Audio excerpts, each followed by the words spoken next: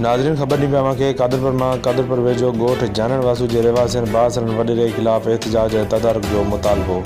वधीक तफ़सील ॾींदी आहियां कि कादरपुर वेझो जानन वासू जे रहवासियुनि बहादुर पॿण, मोहम्मद सदीक बप्पण, अब्दुल हफ़ीज़ बप्पण, शाहिद बप्पण दाहींदे चयो त रईस अनवर बप्पण असांजे जान जा वेरी बणिजी विया आहिनि। वधीक दाहींदे चयो त असांजे नौजवाननि ते कूड़ा इल्ज़ाम लॻाए उन कूड़ा केस दाख़िल कराए जेल में मोकिलायो वियो आहे। असांखे घरनि मां बि बेदख़ल कयो वियो आहे। घरनि जी भंजड़ा ताला तोड़े घर जा ज़ेवर ऐं क़ीमती सामान चुपायो माल मेहूं गहूं बकरियूं काए विया आहिनि। बासर वॾेरे ॾे ॻोठ जा चङा मुड़ुस क़ुर पाक खणी वियासीं पर फ़ैसिले करण खां जवाबु ॾियनि था।